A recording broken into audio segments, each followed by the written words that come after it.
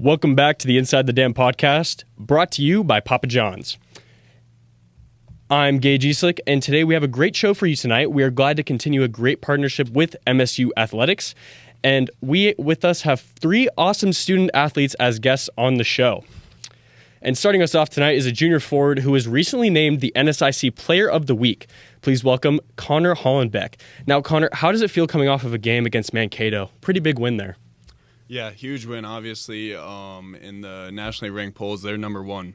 So we had that one circled because they've been hot throughout the whole year, and I thought we had a great preparation week as far as practice went, scouting. We just we came out with a chip on our shoulder and really wanted to prove to the rest of the conference that we're ready to compete with the best. Absolutely, absolutely. And in those two games you had this weekend, you had back-to-back double-doubles. Now, tell me, what was your plan on going into those two matchups, especially against Mankato?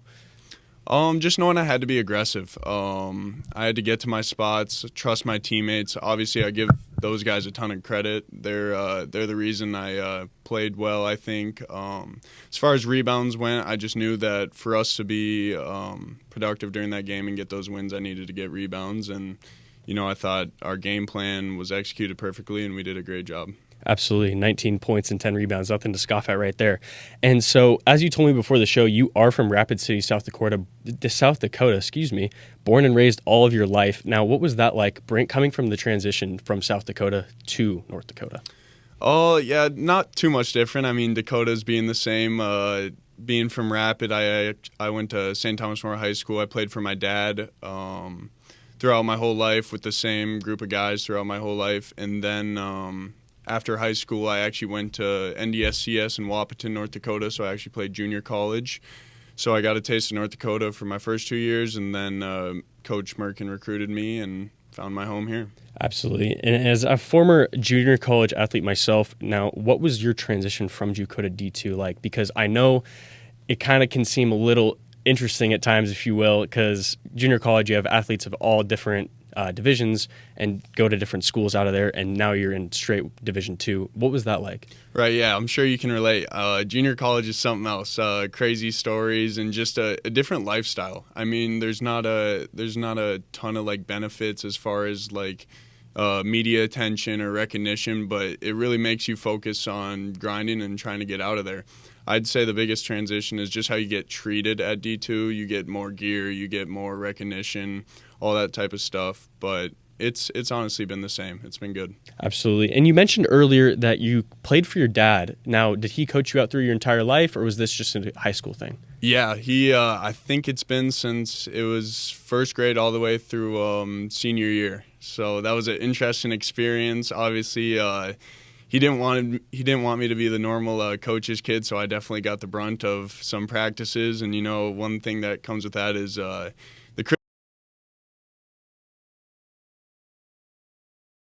but it ultimately helped me in the long run to who I am, the player I am today. Absolutely. That's pretty interesting as you say that. So now let's get back from basketball a little bit. You've been here in Minot for a little bit of time now. What is some things you like to do around the town, on a free day? It's a Saturday. You want to go out and get somewhere to eat. What would that be? Getting something to eat? For sure, anything. It could be food. It could be anything related. As far as what I like to do, I really just like to be with friends, hanging out, watching NBA games, NFL, just watching sports. And then obviously a lot of good food spots around here. I'd say my favorite right now is probably Ebenezer's. I'll go there, get a fat frog, and I'll be happy. I've heard the fat frog is the best thing there. I haven't had it myself, but I'll have to go check it out soon. On my sheet here, it says you are 91 points shy of 1,000 points in your career. Pretty exciting stuff. You see yourself being able to get that later on in this year? I didn't know that, but I think so. I'm not going to think about it too much or go out of my way to get it, but, that's a cool accolade to have. But I'm here to win, and I think from top to bottom, our roster is really on the same page as far as we're just here to win and we want to improve ourselves. Absolutely. Now, some of the other guys on the team you've been playing with for a little bit of time now, what would you say with your core starting five, who's your favorite player to get the ball from?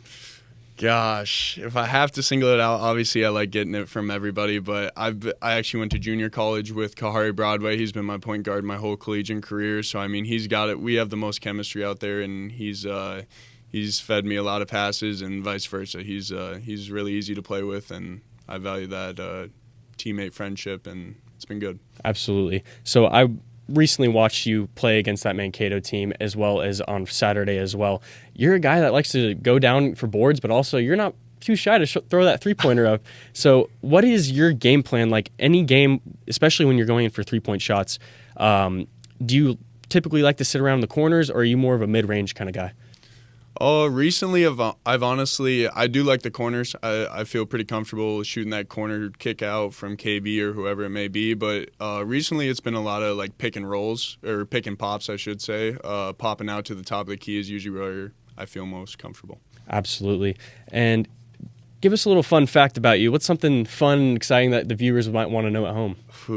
I don't know. I'd say I'm pretty good at NBA 2K24. Some guys on the team might know that. I know Mike and KB will deny that, but they know I'm the boss around the park. But besides that, I like to fish. Being around the Black Hills, there's a lot of good fishing spots, and can get a pretty good opportunity to get some good trout. And you mentioned to me before the show as well, being from the Black Hills, not as much wind, but when you came to Minot, pretty piercing, would you say? Yeah, I mean, I was like, I'm used to the cold because obviously being from South Dakota, can't relate to you being from Cali where it's a completely big difference. But yeah, just the wind is the biggest difference. It's crazy. Absolutely. Now, how do you feel about playing in the Dome every night? It's awesome. Great facility. It's definitely one of the reasons I decided to come here. You know, on my recruiting visit, just being in here the first time it was exciting. And in the back of my head, I kind of knew this was the spot I wanted to be. Absolutely. And what was that recruiting visit like? Did you just come up for a day, or were you here for a week? Did you get to meet the team? How was it? I was here for 2 days. So me and KB actually did our visit together. And we just hung out with the team. We had an open gym. We went out to dinner with my dad and the rest of the coaches, and it went well. And I remember me and KB talking on our visit, and we kind of both knew in the back of our head that this is the spot we want to be. Absolutely. And you guys have been a great pair together thus far in your career here at Minot. Now, what is the biggest thing that you look forward to going out on that court every night? With KB, without him, whoever you're playing with, who is your number one big factor on the team that you look forward to playing with besides KB? Besides KB, I'd have to say, I'm going to say a couple guys. Honestly, it's everyone. Just because of the relationship we have and team chemistry we have, we all play for each other. The one thing that's really special about this team is we're not one-dimensional. We don't need one person, me, KB, Mike, whatever it may be, to score 20 points a game. It's whoever's due or whoever has a hot hand is going to be good that night, and that's what makes us hard to guard. Absolutely. Thanks for coming on, man. Appreciate it. That was Connor Hollenbeck, excuse me. We'll be right back with another guest here shortly.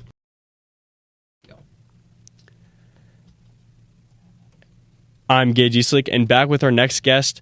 Before we get going into that, we want to thank Papa John's for sponsoring this segment today. Now, with me today is a sophomore transfer from Southern Illinois, Edwardsville, which is an NCAA Division I school, Taylor Goss. Now, Taylor, what was it like coming from Illinois to Minot for the first time? It was very different. You know, the weather was cool in the beginning, and then once I got here and it got really cold and the wind hit me, that was a bit of an experience. Absolutely, and I can feel that the same way as I'm from California. It's pretty cold out here, I will say. And I wanted to bring up, your mom is a former pro basketball player, and how did she affect your upbringing into the sport of basketball, and how did that affect you to this day? Well, obviously I'd always been around it. She went and played pro for a little while, came home, and then got right into coaching. So, I mean, she had been coaching as long as I've been alive, really. But, yeah, she's really helped me get into the game and is always there right after my game. Hey, maybe you should work on this, or always talking, always wanted to get me in the gym. So, where did she play at by chance? She went to Israel overseas, but she played at Illinois State in college. So. Oh, for sure. Okay. And going back to last week, you scored a career high of 24 points. And can you give me a little insight? What was your game plan going up against Mankato? Because that's a pretty big game right there. Yeah, they're a very good team. So we went in there really loose, knowing we really had nothing to lose, which I think helped us stick with them and play a really good game with them. But, I mean, just going in there and knowing we had nothing to lose and we were able to shoot the ball confidently, it really helped. And as you said before meeting into here to go do this interview, you are new to Minot. Now, I wanted to just make sure, what have you been doing around the town, maybe campus, or more entertainment, just having a good time? What's something you're looking forward to every weekend?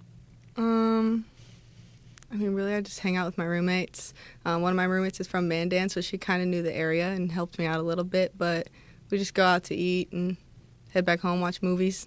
It's always good to have someone from the area to help you out, especially when you're new. And what is your major here at Minot State? Exercise science and rehabilitation. Nice. And what are you planning on doing that and with that after college? I would like to be an occupational therapist. That's the goal. Nice. That's a pretty big goal right there.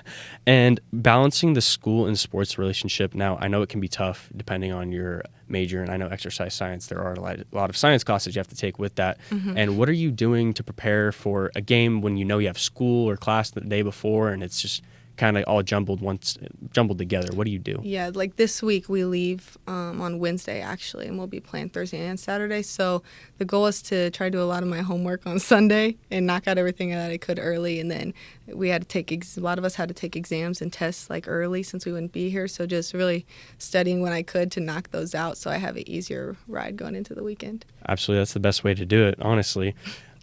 So.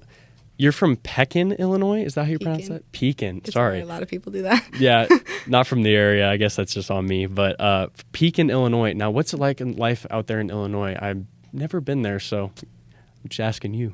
I mean, there's not much to do in my town. What's different there than here is, like, I could drive 10 minutes, 15 minutes and be in a different town, whereas here, like, Minot's just smack dropped in the middle, and there's not much around it. You got to drive, like, 30-plus minutes to get to a different town, which is different for me. Absolutely. And so on my sheet in front of me, it says you won the 3-point showdown in high school. Do you mind bringing that up and talking a little bit about that? Yeah, that was a while ago, but my sophomore year of high school, I just went through each regional, sectionals, and super sectionals and kept going and made it through the rounds of state and ended up just making the most threes. So is it just like the NBA 3-point contest where they go from section to section? Yeah, but there's only 3. Oh, there's only 3. Yeah, okay. You get 15 balls. Oh, that's a little bit tougher too. You can't redeem yourself, huh? Yeah, and then the shootouts are just in the corners. So. Okay, that's not too bad. That's pretty interesting though. I'm being from California. I've never seen anything like that. So hearing about that's pretty cool for high school at least. Now, how would you say you're liking Minot so far, especially being new here? I know it's a smaller town, but it's got a lot going for it.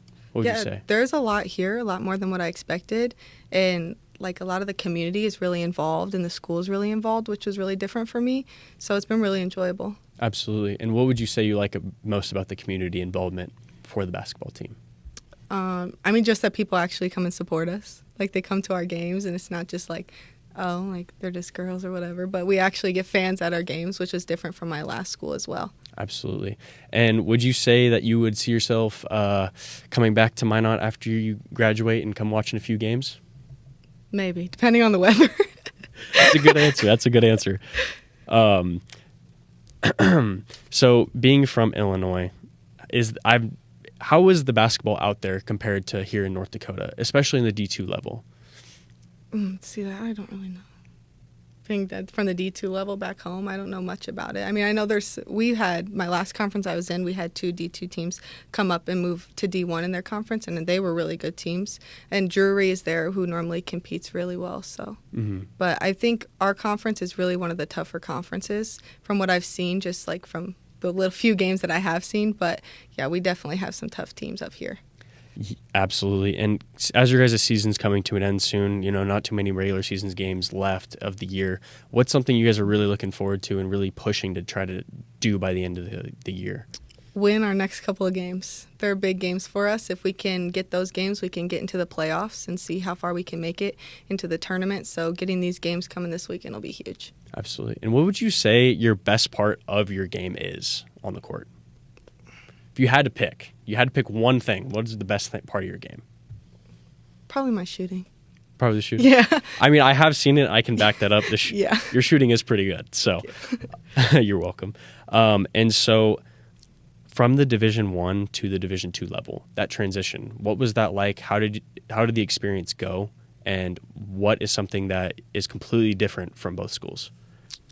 It went really well. There aren't many changes. Obviously, I think just, preseason at my old school, we got to go to some like the really big Division I schools. You get to see those. But I mean, we got to go play North Dakota this year, which was cool. So there aren't really that many, differences. But I mean, I enjoy it a lot, so it's nice. Absolutely. And thank you, Taylor Goss, for joining us tonight. I appreciate it. Hope you have a good night. Thank you. And we'll be right back with one more guest, and we'll tell you who they are after the break. Welcome back to Inside the Dam. Next person we have for tonight, and the last person we have tonight, is sophomore distance runner from North Salt Lake, Utah, who runs cross country. Emery Smith, welcome to the show. How are you doing tonight? I'm doing great. How are you? I'm great. Excited to get this show almost done. We got a little bit more to talk about here, especially with some track and field. Now, as I just said, you are from North Salt Lake, Utah. And what was that like growing up there in Utah? It was good. A lot more people, and I am like 10 minutes from Salt Lake. So like it's kind of weird coming here, but I loved it. Love the mountains, love Utah. I don't really know like what else there is to say. Absolutely. And so it says you did run cross country for 2 years, and you're currently in your second season of track. Now, do you prefer to run cross country running and competing in those meets, or do you prefer the track meets? It's different. It's definitely different for both, and indoor track is definitely probably my least favorite, which is what we're in right now. But I think outdoor track might be my favorite soon because I get to do the 10K, and as women, we only do 6K and cross. So, but both, it's nice doing both, honestly. It's just a change of running scenery. Absolutely. And I know there's multiple different events for track, and there's obviously a ton of competitions each and every track meet. Now, which one is your favorite, would you say, the absolute favorite in track? Probably the 5K. For me to run, at least. I don't like watching it, but I haven't ran a 10K yet, but that'll probably be my favorite once I do run it. But the 5K is my favorite right now. Absolutely. And so you ran your personal best of 5 minutes, 34.68 seconds in the mile at Mike Thorson Open on Saturday. Now, you got to tell me, how does that feel to run a PR? I know it can be exciting. Yes, it was exciting. My college PR was like 5:45, and my high school PR was like 5:39. So I haven't PR'd in a mile since like freshman year of high school. So it was really fun because I got a PR with a ton of my teammates, and it was just fun to actually just run fast again. So, I mean, 5 minutes, 34 seconds is pretty fast. And that's a pretty big PR, too. Usually PRs are only a couple seconds, but 6 seconds off, that's pretty cool. And your cross-country personal best here as well is 23 minutes and 20.8 seconds in the 6K at the NSIC Championships in October. How was that experience running there in the championships in front of all of those people and getting that PR? Yeah, that PR was a bit rough, not gonna lie. I ended up throwing up like the last 200 meters of the race, and I did not want to stop because I was like, I see the finish line, because like you have to get as much placement matters in cross country, and I was like, I can't like let all these girls pass me if I stop. So I was like throwing up while also trying to run. So it felt good to PR, but it was also just disappointing because I was like, if I hadn't thrown up, I probably would have gotten like 5-10 seconds faster. But I mean, that's commitment, though. Throwing up in the middle of a race and still ending up finishing with only 200 meters, you said, right? Yeah, it was like 200 meters. That's insane. That's pretty crazy. And a quick question, going back to North Salt Lake. Now, I was curious. I was talking to my producer here, Cole, about it earlier.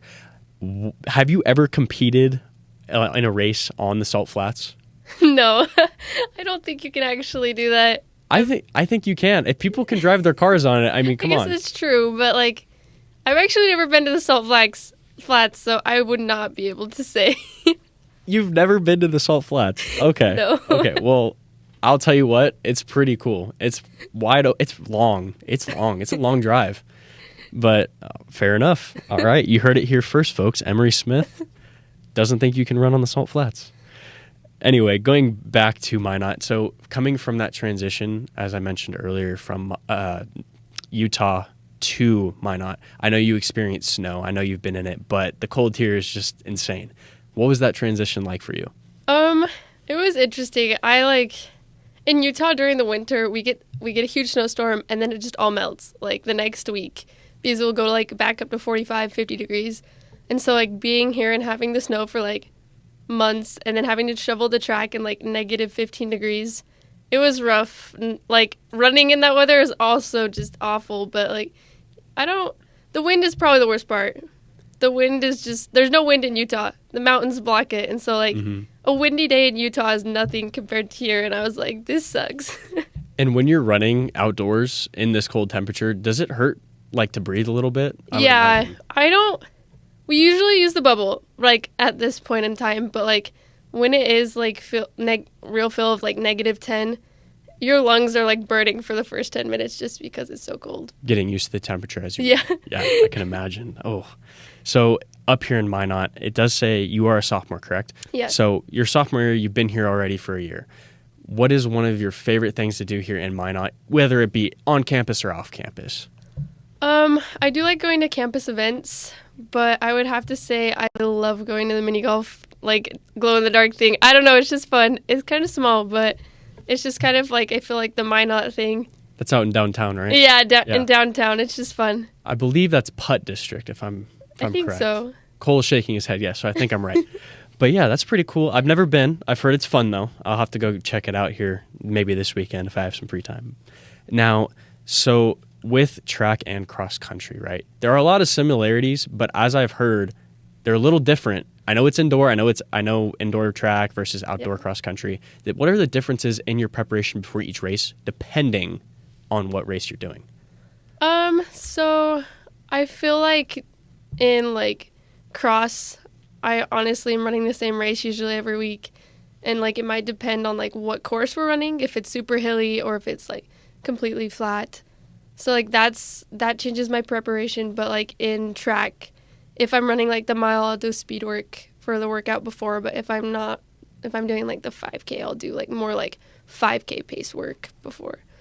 But that's really the only thing that I do to prepare. For sure. And I have a quick question. So walking through the